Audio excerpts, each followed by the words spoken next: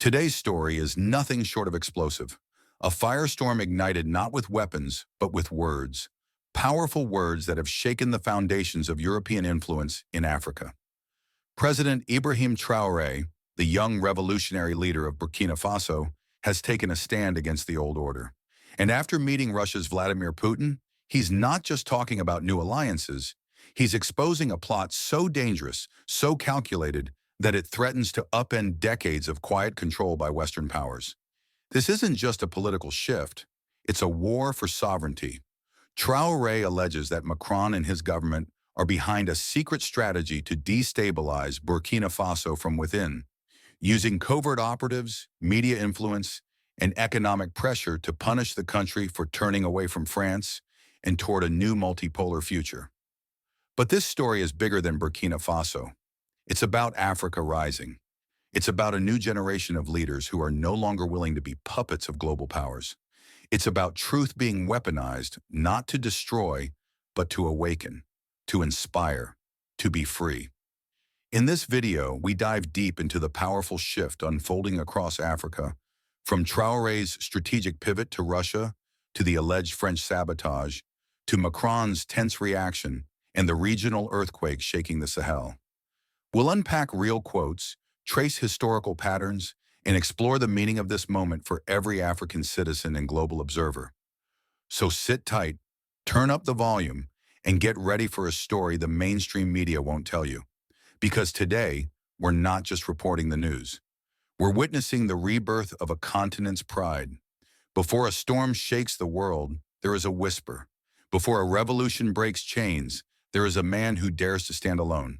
In the heart of West Africa, where the red soil of Burkina Faso has been soaked with sweat, blood, and hope, rose a figure so unexpected, yet so necessary, Captain Ibrahim Traoré.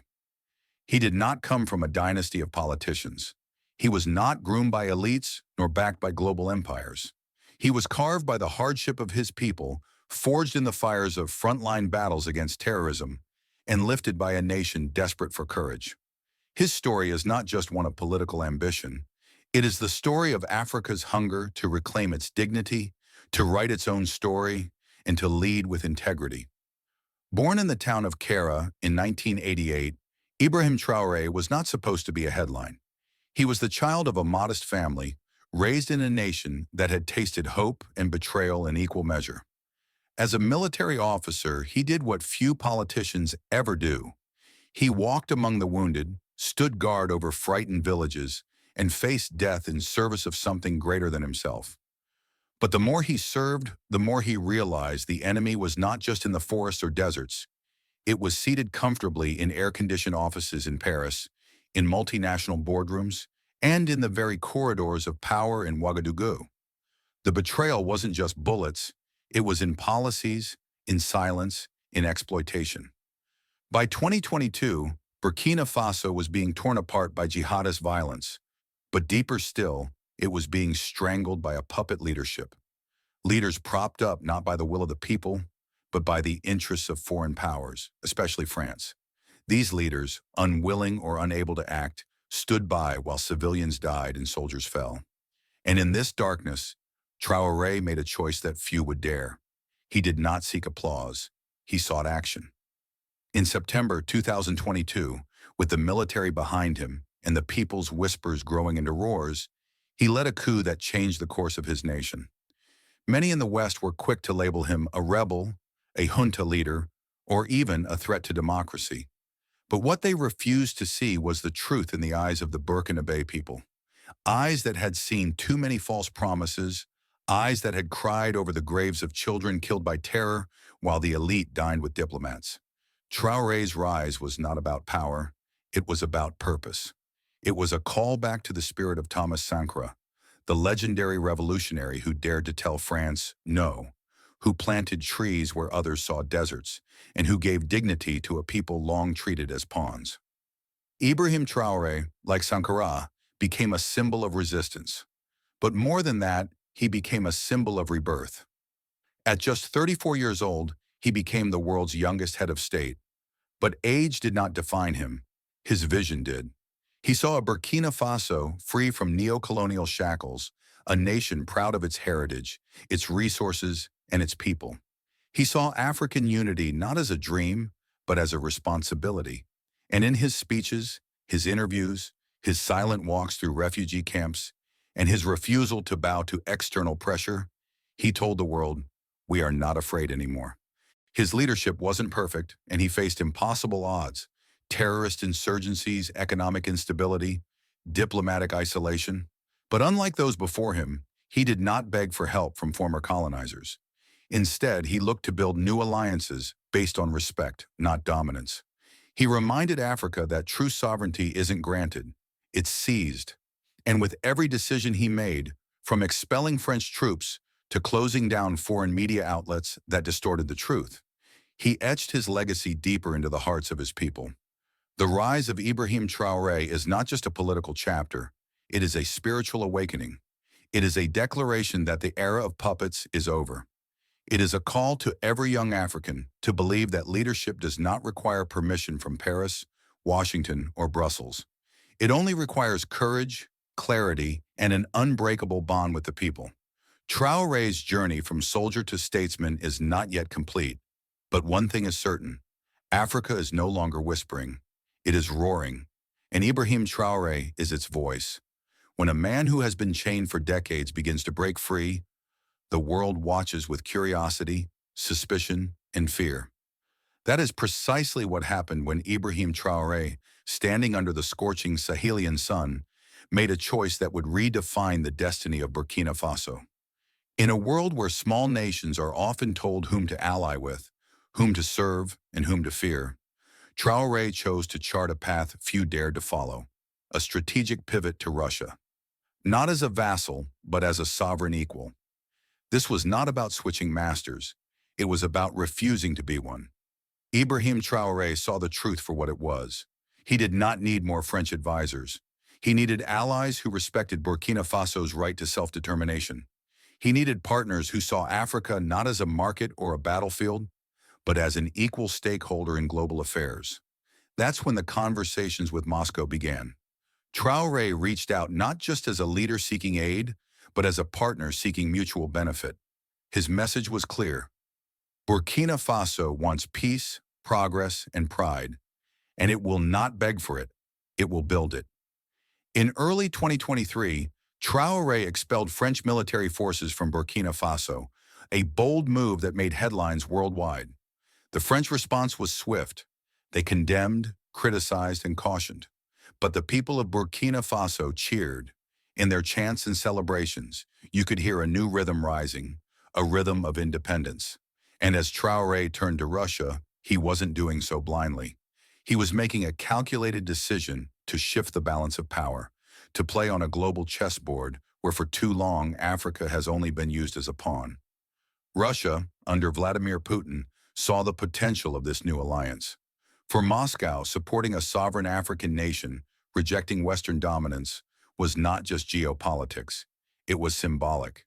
The Kremlin extended offers of military cooperation, economic assistance, and infrastructural development. Weapons were promised to fight insurgents, technical support was discussed, and most importantly, Russia pledged to treat Burkina Faso with the respect due to any independent nation. Traoré's visit to Moscow was not a plea, it was a handshake between equals. Critics in the West were quick to sound alarms.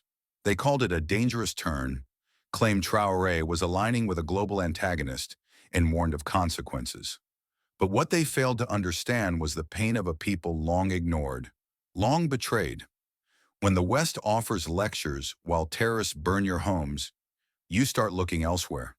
And when one partner fails you repeatedly, seeking another isn't betrayal, it's survival.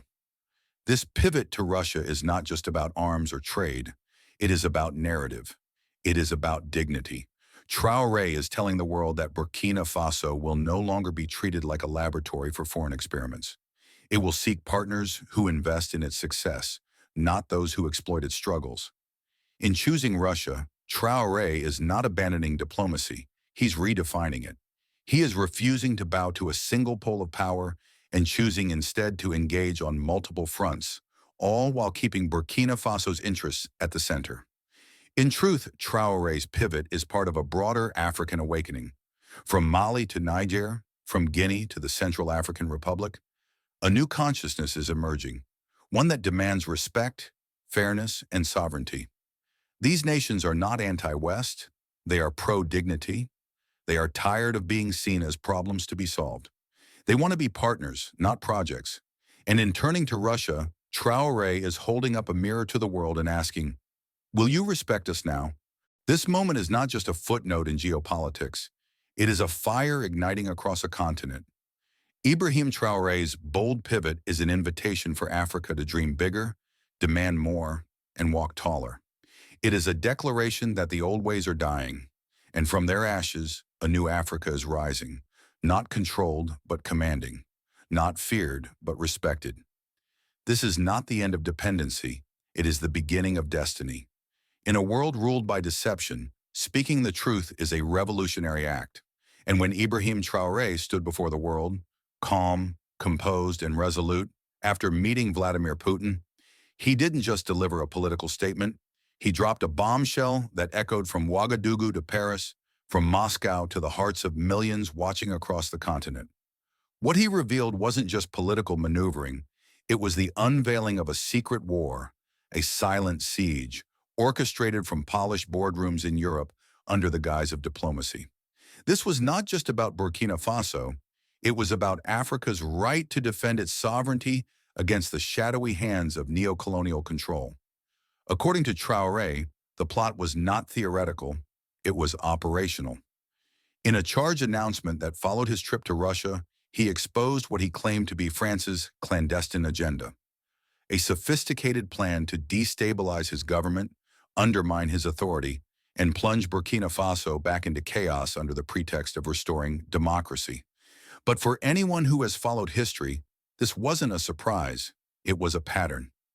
Time and again, African leaders who dared to defy Western dominance have found themselves targeted, slandered, or removed.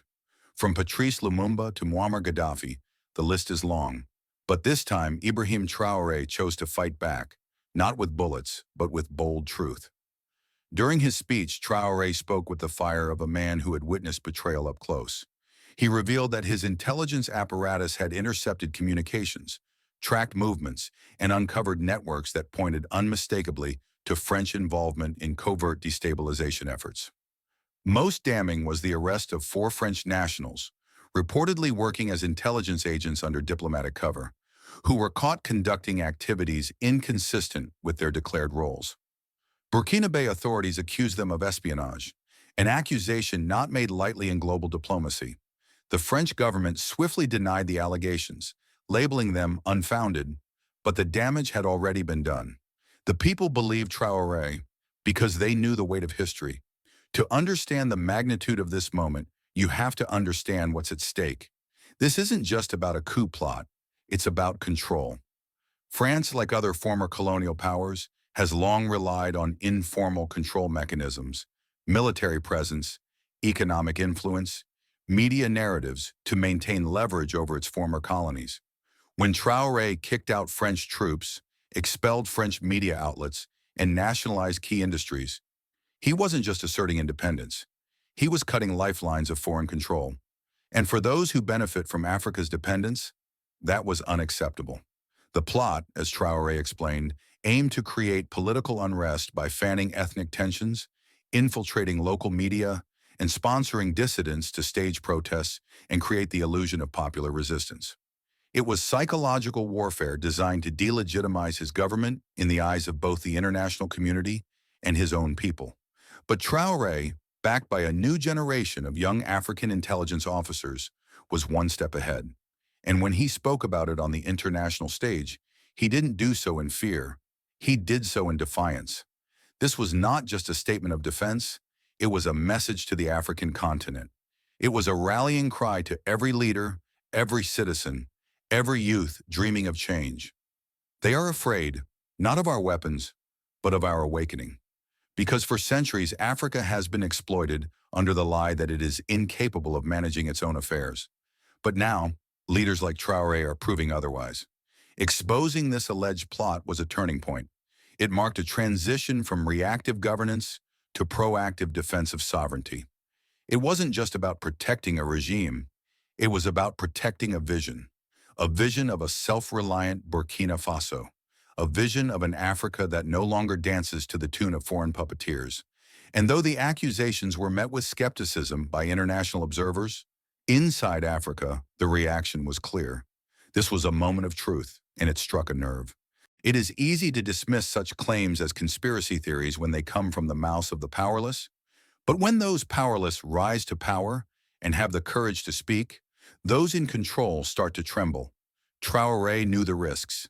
By naming France publicly, by accusing a major Western power of orchestrating sabotage, he put a target on his back. But that is what leadership demands. Not comfort, but courage. Not silence, but sacrifice. In the days that followed, protests erupted across the country, not against Traoré, but in support of him. Young people marched with Burkina flags, chanting slogans of freedom, burning French symbols, and vowing to defend their nation with their lives if necessary. Traoré had become more than a president.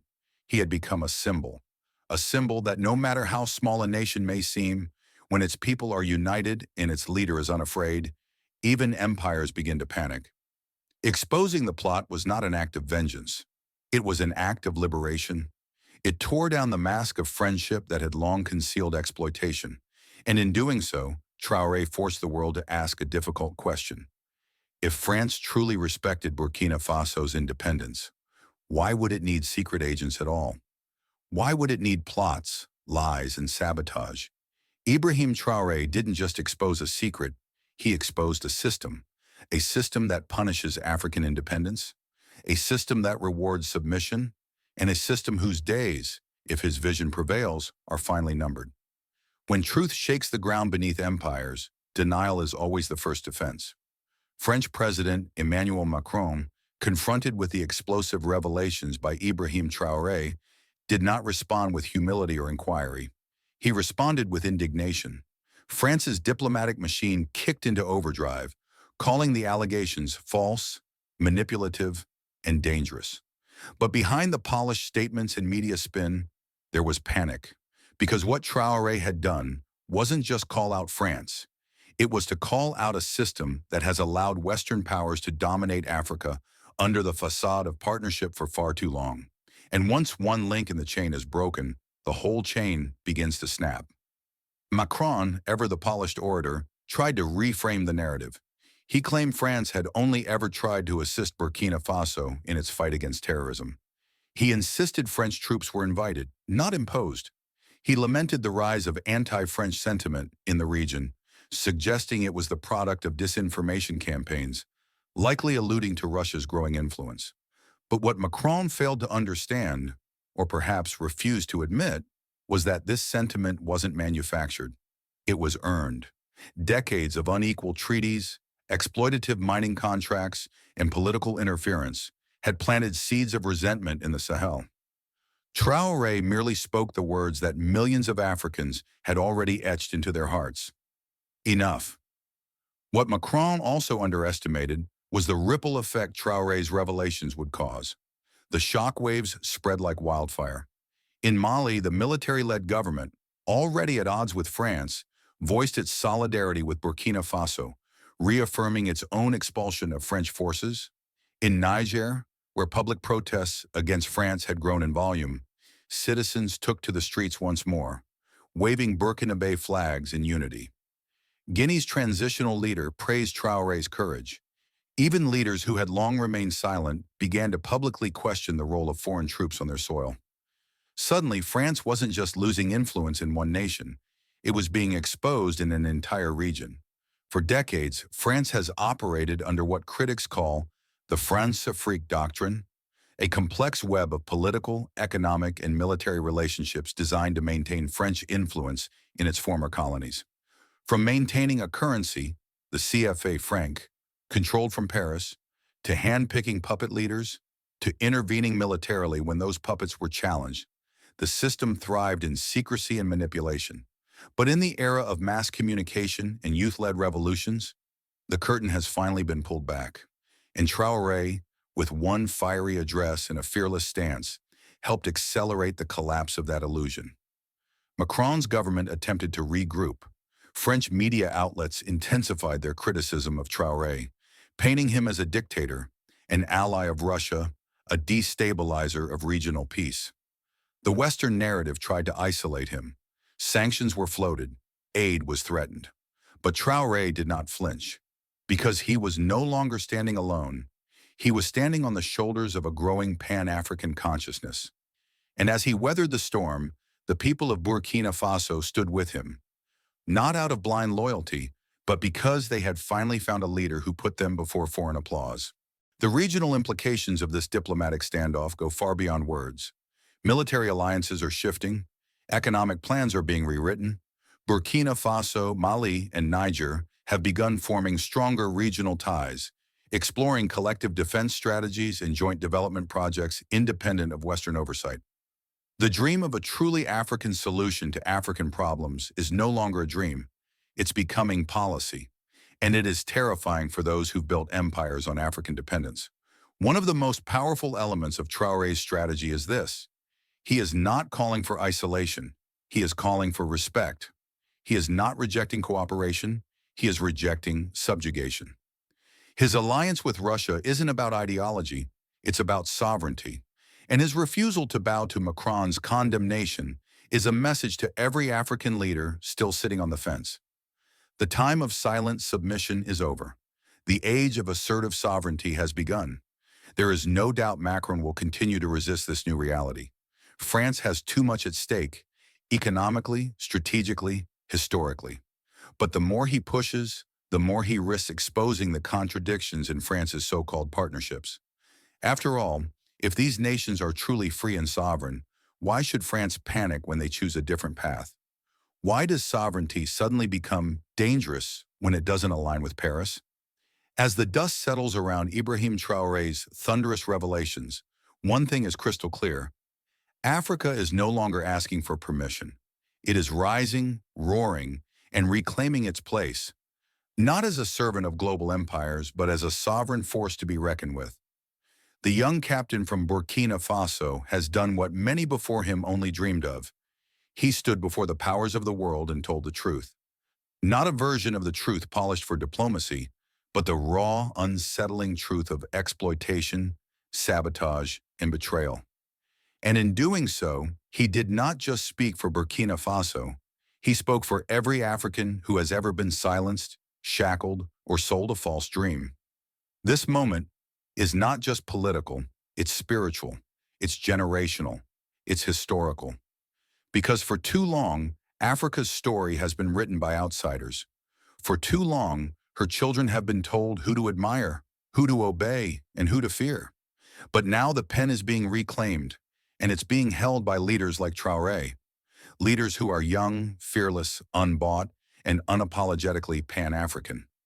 What does Traoré's defiance mean for Africa? It means the end of passive diplomacy and the beginning of assertive sovereignty. It means the death of neo-colonial dependence and the birth of continental unity. It means the chains of France-Afrique are cracking under the weight of African pride. And whether you're in Burkina Faso, Mali, Ghana, South Africa, or Sudan, you can feel it. The ground is shifting. Yes, France may retaliate. Yes, sanctions may come. Yes, the West may try to twist this narrative and brand Traoré as a radical. But let us be clear, resistance is not radical, it's righteous. Sovereignty is not rebellion, it's sacred. And speaking truth to power is not dangerous, it is necessary. Macron's secret plot, if true, is not just an attack on one leader, it is an attack on the future of an entire continent. But Africa is no longer asleep. The youth are watching, the soldiers are listening, the elders are praying, and the people, they are ready.